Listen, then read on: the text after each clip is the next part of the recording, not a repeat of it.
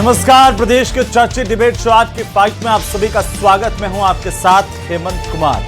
प्रदेश में पंचायत और नगरीय निकाय चुनाव को लेकर के भले ही तारीखों का औपचारिक ऐलान अभी तक नहीं हुआ हो, लेकिन राजनीतिक दलों की तैयारियां तेज हो गई। ओबीसी आरक्षण की तस्वीर 5 अगस्त के बाद साफ होने की उम्मीद है, तो वहीं कांग्रेस बीजेपी अपनी अपनी तैयारियों में जुटे हुए हैं। लेकिन इन सब के बीच अब एआईएमआईएम ने भी इस बार के निकाय चुनाव में पार्टिसिपेट करने का, भाग लेने का ऐलान कर दिया है। तो वहीं आरएलपी और बीएपी पहले से ही धरातल पर इस बार अच्छे प्रदर्शन की उम्मीद संजोए बैठी है। और ऐसे में सबसे बड़ा सवाल इस बात को लेकर के कि धरातल पर आखिरकार कौन कितना मजबूत, आज इसी पर करेंगे प्रदेश की सबसे बड़ी चर्चा। पहले रिपोर्ट।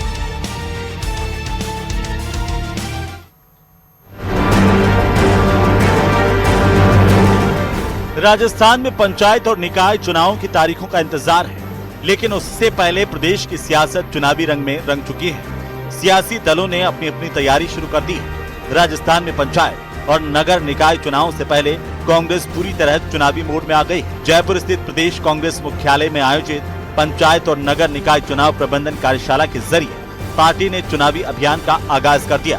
प्रदेशाध्यक्ष गोविंद सिंह डोटासरा और नेता प्रतिपक्ष टीकाराम जूली ने कार्यकर्ताओं को बूथ स्तर तक सक्रिय होने का संदेश दिया। निकाय और पंचायत राज चुनाव में इनकी जम के जो है इलाज होने वाला है। जनता तैयार बैठी है कि कब चुनाव हो।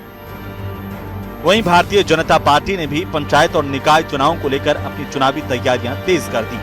पार्टी ने संगठन को बूथ स्तर तक मजबूत करने के लिए विधानसभा प्रवासी कार्यकर्ताओं को मैदान में उतारा है। बीजेपी का मानना है कि पंचायत और निकाय चुनाव सिर्फ स्थानीय सरकार चुनने का चुनाव नहीं, बल्कि 2028 के विधानसभा चुनाव की बुनियाद भी है। बीजेपी के आंतरिक सर्वे में प्रदेश की 200 विधानसभा सीटों में से करीब 113 सीटों को संगठनात्मक रूप से अपेक्षाकृत कमजोर माना गया है। इन इलाकों में पार्टी विशेष फोकस कर रही है। विधानसभा प्रवासी संगठन की स्थिति, बूथों की सक्रियता, स्थानीय समीकरण और कार्यकर्ताओं के फीडबैक की रिपोर्ट सीधे प्रदेश नेतृत्व तक पहुंचाई जा रही है, ताकि आगे की चुनावी रणनीति उसी आधार पर तैयार की जा सके। व्यक्ति कमल के सिंबल पे लड़ेगा, उसको वोट मिलेगा। और मुझे नहीं लगता है कि मैं अपने क्षेत्र की बात करूं तो 2.5 साल में जितने विकास कार्य, अभी तो चुनाव अब डिक्लेयर हुए हैं, पर 2.5 साल से लगातार हमारी जब से सरकार बनी है, मुझे नहीं लगता मेरा एक भी ऐसा क्षेत्र होगा जहां विकास के कार्य नहीं करे गए हैं। पंचायत और निकाय चुनाव में अब मुकाबला और दिलचस्प होने जा रहा है। ऑल इंडिया मजलिस इत्तेहादुल मुस्लिमीन यानी कि एआईएमआईएम ने भी राजस्थान में पूरी ताकत के साथ चुनाव लड़ने का ऐलान किया है। एआईएमआईएम सभी क्षेत्रों में अपने उम्मीदवार उतारने की तैयारी कर रही है। इसे लेकर एआईएमआईएम के प्रदेश संगठन की वर्चुअल बैठक भी हुई। राजस्थान में 2 महीने बाद नगर निगम पंचायत समिति के चुनाव आने वाले, तो मैं आप लोगों के बताते बहुत ही खुशी महसूस कर रहा हूँ। एमआईएम पूरे राजस्थान में पूरी ताकत के साथ ये चुनाव लड़ेगी और जमीनी स्तर पर पार्टी को मजबूत करेगी। एक तरफ कांग्रेस संगठन को बूथ स्तर तक मजबूत करने में जुटी है, तो दूसरी तरफ एआईएमआईएम ने नए समीकरण बनाने की तैयारी कर ली। वहीं बीजेपी विकास के मुद्दे पर जनता के बीच जाने का दावा कर रही है, यानी पंचायत और नगर निकाय चुनाव से पहले राजस्थान की सियासत पूरी तरह चुनावी मोड में आ चुकी है। आज की फाइट में इसी मुद्दे पर करेंगे प्रदेश की सबसे बड़ी चर्चा।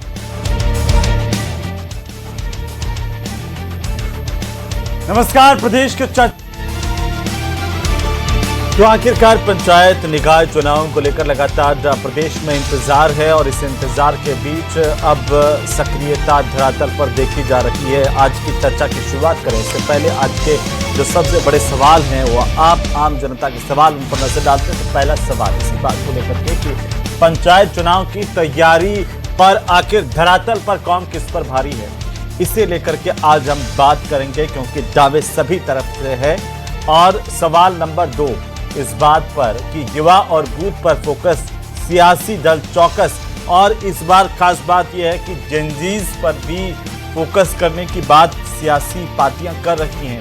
आखिर कौन किस पर फोकस कर रहा है और किस तरीके से सक्रियता बढ़ रही है, इस पर भी बात करेंगे। साथ ही सवाल नंबर 3 कि AIMIM लड़ेगी इस बार निकाय के चुनाव तो किसका नुकसान होगा, क्योंकि पहले से ही RLP और BAP जो है वो लगातार निकायों के चुनाव को लेकर के सक्रियता की बात कर रही हैं। तो इस बार क्या समीकरण बीजेपी कांग्रेस के कौन सा दल खराब करने वाला है?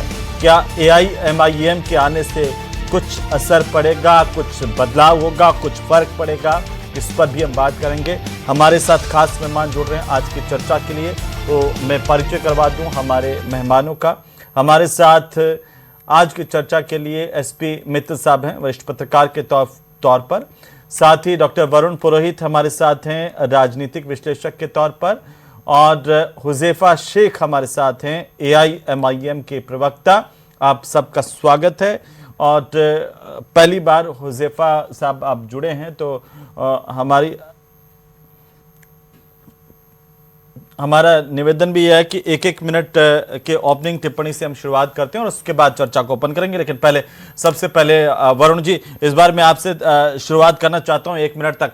क्या AIMIM के आने से कोई धरातल पर असर पड़ता हुआ दिख रहा है? विधानसभा चुनाव में भी उन्होंने खूब माहौल बनाया था कि इस बार हम आ जाएंगे, समीकरण बिगाड़ देंगे।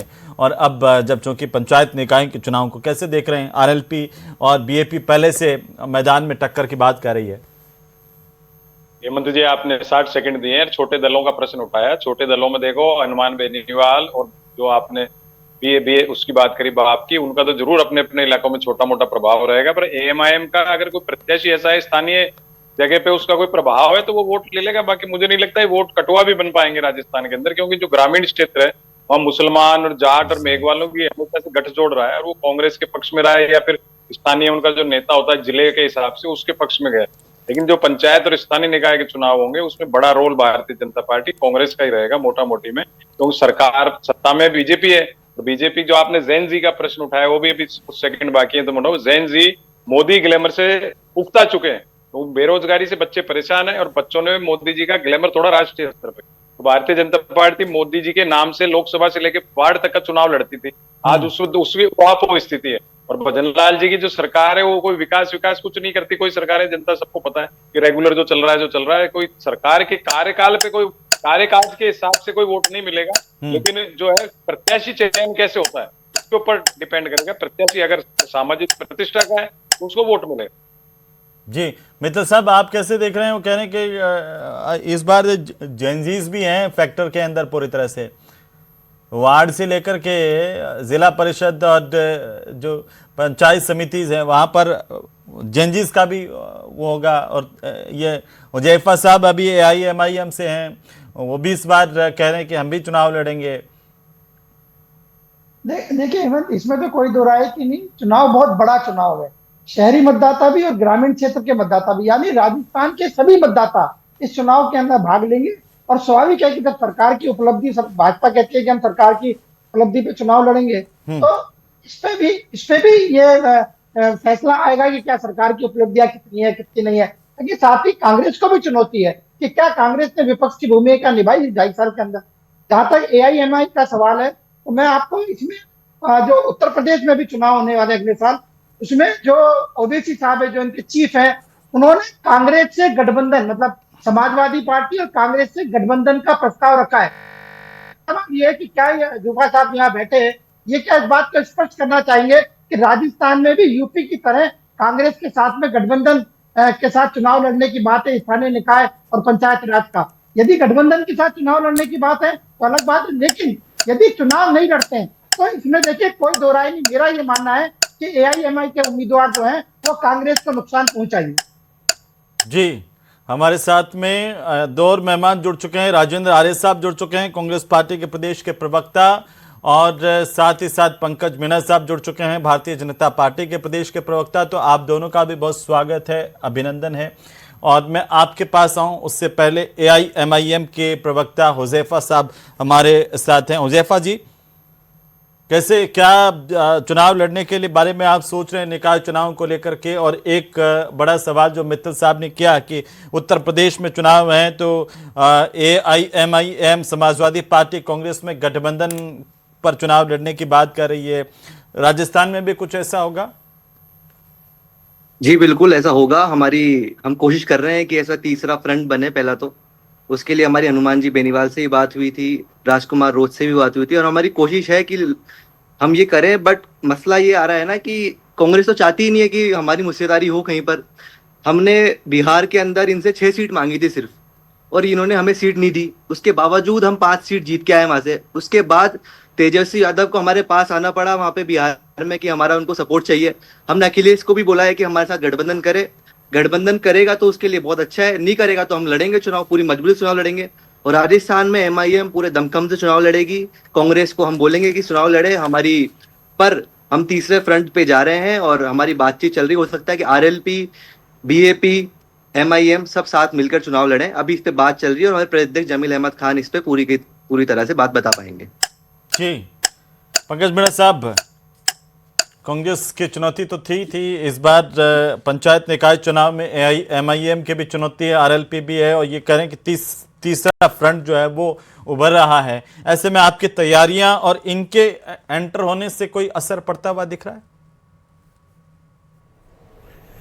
देखिए, बड़े सीधी सी बात है, भारतीय जनता पार्टी केवल और केवल अपने विकास के मॉडल, हमारे 2.5 साल के माननीय भजनलाल जी के नेतृत्व में जो शानदार राजस्थान में काम हुआ उसके काम के दम पे, और तीसरा हमारा भारतीय जनता पार्टी का जो एक अनुशासित कैडर है, हम उसके दम पे चुनाव लड़ते आए हैं, आगे भी उसके दम पे चुनाव लड़ते आएंगे।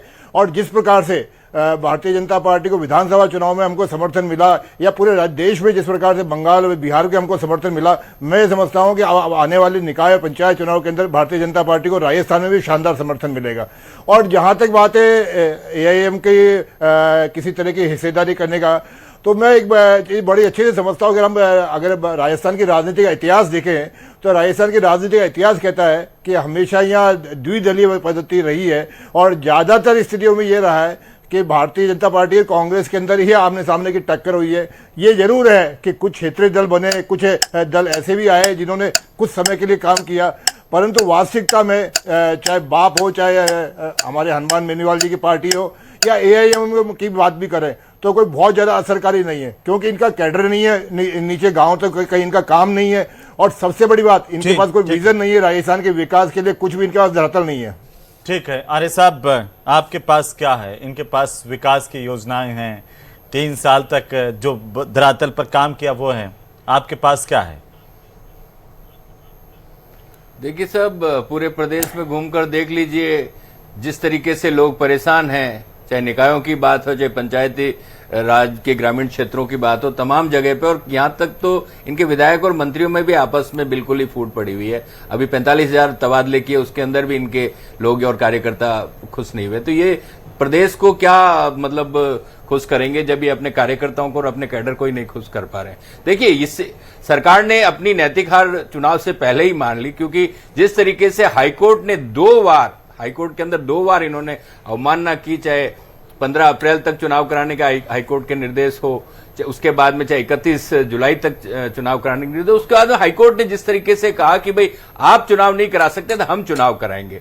तो आप देखिए, सरकारी मशीनरी के ऊपर चाहे चुनाव आयोग की बात हो, चाहे राज्य सरकार की बात हो, जो कि संवैधानिक प्रावधान है कि जो हमारा 73वां और 74वां संविधान संशोधन है, उसके अंदर 243 और यू के अंदर स्पष्ट तौर पे मेंशन्ड है कि 5 साल में इन निकायों के और पंचायत राज संस्थानों के चुनाव होने चाहिए। तो सरकार पहले ही बार में ही बैकफुट पे है, और ये चुनाव आपको पता चलेगा। और देखिए, लोकतंत्र में जो लड़ना चाहे लड़े, इससे कोई फर्क नहीं पड़ता, लेकिन हम तमाम जो स्थानीय मुद्दे हैं, जनता से जुड़े हुए मुद्दे हैं, उनके ऊपर सरकार को घेरेंगे और सरकार को बैकफुट पे लाएंगे और चुनाव भी जीतेंगे। ठीक है, देखिए, टीकाराम जी जूली और डोटासरा जी का एक मॉरल ड्यूटी बनती है कि जो छिन्न भिन्न कांग्रेस है उसको किसी तरीके से एकजुट रखे, उनका किसी तरह से मनोबल बढ़ाए, इसलिए समय समय पर ऐसे बयान देते रहते हैं। जबकि पूरा राजस्थान जानता है कि ना तो डोटासरा जी को कोई सीरियसली लेता है। डोटासरा जी को तो मैं समझता हूं कि केवल और केवल उटपटांग बयान देने के लिए राजस्थान की जनता जानती है, और ना टीकाराम जी को कोई सीरियसली लेता है।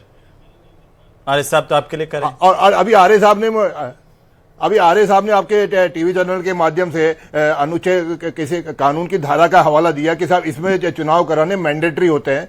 मैं इनको बहुत ज्यादा पुराना इतिहास नहीं बताता हूं, 5 साल पुरानी बात बताता हूं। हमारे यहाँ राजस्थान में पिछले जो चुनाव जो 10 साल पहले वाले चुनाव थे 2015 के अंदर हुए थे, और 2015 के अंदर वो सारे चुनाव केवल 6 महीने के अंतराल पे हुए थे। और इन्होंने क्या किया, इन्होंने 2020 से लेकर 2022 में लगभग 1.25 साल के अंदर पंचायत राज के चुनाव और नगर निकाय के चुनाव कराए। मैं आपको याद दिलाऊं, अभी हमारा 2026 चल रहा है, धौलपुर जिला परिषद का कार्यकाल अब जाके खत्म हो रहा है। ये किस बात की बात कर रहे हैं कि 5 साल में कराना मैंडेटरी होता है? आपने एक तो कुछ ना कुछ बहाना करके 7 साल में चुनाव कराए, आज आप हमको शिक्षा दे रहे हैं। कह रहे हैं कि आप गुरुजी गुड़ खाएं, दूसरों को गुलगुले से परहेज मैं बात यही कह रहा हूं कि कोर्ट के जो हमारे माननीय न्यायाधीश हैं उन्होंने फटकार लगाई है। मेरे भाई पंकज मीना जी अगर कोर्ट की अवमानना को चैनल पे भी करना चाहें तो वो कर सकते हैं। कोर्ट ने ही फटकार लगाई है, ये मेरा या आपके चैनल का मुद्दा नहीं है। ये कोर्ट ने बुरी तरीके से फटकारा है कि आप लगातार मतलब कोर्ट के आदेशों का और संवैधानिक प्रावधानों का उल्लंघन कर रहे हैं। तो ये सरकार, देखिए इस सरकार की ना तो लोकतंत्र में रुचि है और नई संविधान को मानने वाले लोग हैं, तो इनसे उम्मीद नहीं कर सकते जितना जल्दी इनको संविधान को मतलब झूठे आश्वासन या झूठे वादे करके ये लोग सत्ता में आते हैं और उसके बाद उन वादों के साथ वादा खिलाफी करते हैं, जनता के साथ धोखा करते हैं। और तो और मतलब ये जो अभी पंकज मीना जी जिस आधार पे इस पार्टी की विचारधारा बयान है कि उसको ही आधार कोई छीन करने में लगे हुए हैं, धार्मिक आधार पर। आज लोग इनके बारे में क्या कह रहे हैं आपको अच्छी तरह से पता है।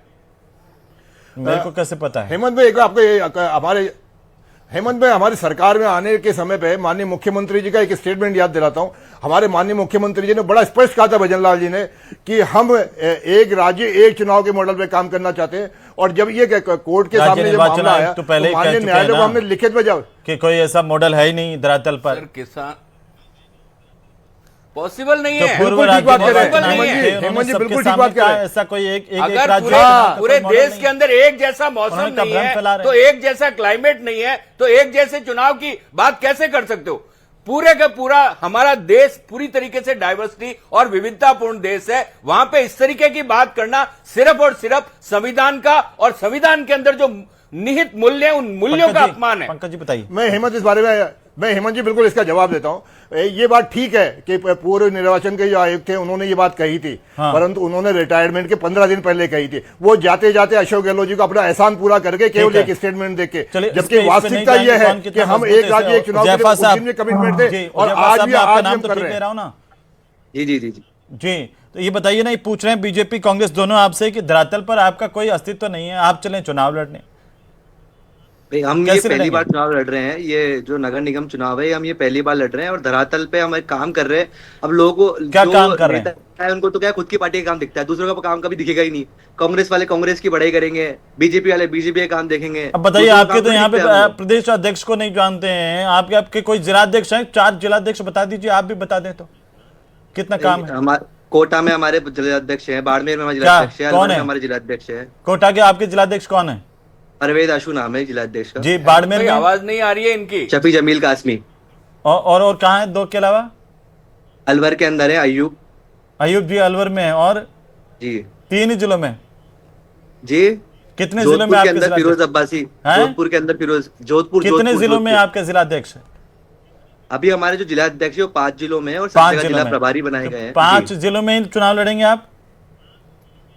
मेनली जो हमारा नगर निगम चुनाव लड़ने का है वो है जयपुर के अंदर, कोटा के अंदर और जोधपुर के अंदर।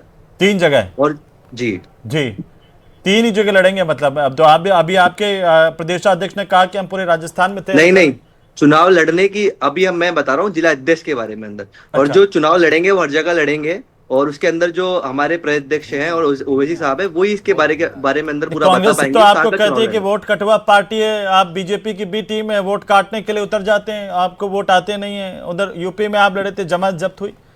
कांग्रेस से कितने वोट आए थे? 1000 वोट आए कांग्रेस की सीटों पर, 1500 वोट आए। कितनी सीटें जीत गई कांग्रेस?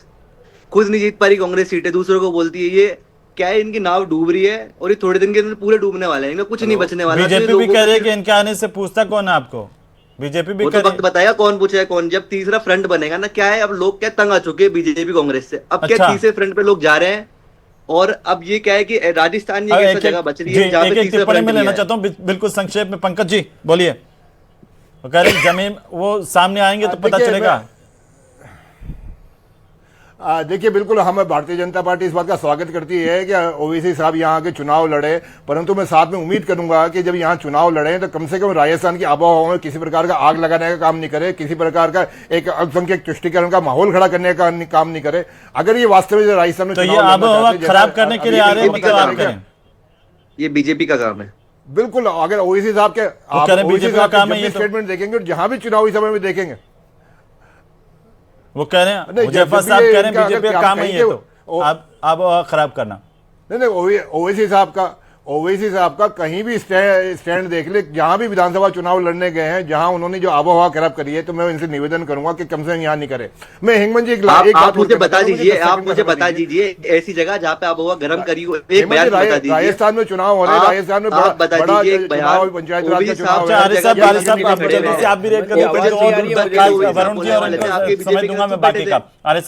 बोल ही नहीं पाते, बीजेपी के डरपोक एकदम सामने बात ही नहीं कर पाते। और असदुद्दीन ओवैसी था जो अकेले सिंदूर के लिए बोल रहा था उस टाइम पे, कोई से नेता नहीं बोल रहे, चुपचाप बैठे हुए, आवाज नहीं आ रही है, डर के बैठ गए, अमेरिका के खिलाफ बोल नहीं पाते, ट्रम्प में आपकी आवाज नहीं निकल, संसद के अंदर भी बीजेपी डरपोक है, कांग्रेस भी उनके सामने टिकेगी नहीं। कांग्रेस के भी यूपी में क्या हाल हुआ वो सबने, और वो कह रहे हैं कि ओवैसी साहब की वजह से हुआ, राजस्थान में आएंगे दोनों के छक्के छोड़ा देंगे आप। देखिए हेमंत जी, आपको पता है कि हमारा संविधान धर्म के आधार पे राजनीति करने की खिलाफत करता है, बिल्कुल। और ये दोनों दल, चाहे भाजपा और चाहे संविधान के तहत जातीय सम्मेलन करते हो, दोनों धर्म के आधार पर राजनीति करते हैं। कांग्रेस पार्टी की स्पष्ट मान्यता है कि वो इस तरीके की फिरका परस्त पार्टियों का कभी भी ना तो समर्थन लेती है और न ही कभी समर्थन करती है, जो इस तरीके की आग लगाने की राजनीति करते हैं, चाहे वो भाजपा करे, आरएसएस करे, चाहे एआईएमआईएम चाहे यूपी की बात हो, चाहे बिहार की बात हो, चाहे बंगाल की बात हो, सबकी साइलेंट।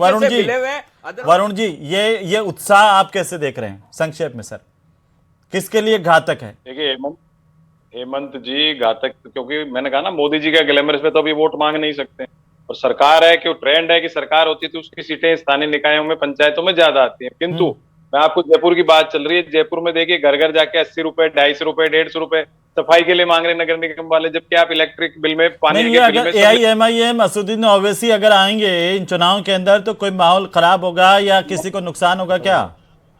मैंने आपको शुरुआत में 1 मिनट का समय दिया, जब भी कह दिया था कोई नुकसान होने वाला कोई नुकसान नहीं हो रहा है। मित्र साहब जल्दी से बताइए। नहीं देखिए हेमंत, जो हुजैफा साहब का आत्मविश्वास आपको कैसा नजर आ रहा है?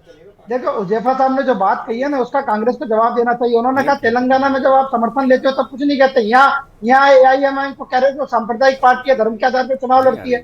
अरे भाई, अभी तो उत्तर प्रदेश का मामला आपके सामने, उत्तर प्रदेश में असदुद्दीन ओवैसी ने यह भी कहा है कि बाद में रोना। चलिए फिर जो होगा वो देखा जाएगा, देखेंगे कौन कितना मजबूत है। सबकी अपनी अपनी तैयारी और संवैधानिक तौर पर सबको लड़ने का अधिकार है। बहुत शुक्रिया इस चर्चा में आप सभी का शामिल होने के लिए। कुल मिलाकर के जो चुनाव की आहट है वो अब तेज होती हुई नजर आ रही है और लोगों को भी इंतजार है कि आखिरकार जल्द चुनाव का ऐलान हो और धरातल पर भी इसका असर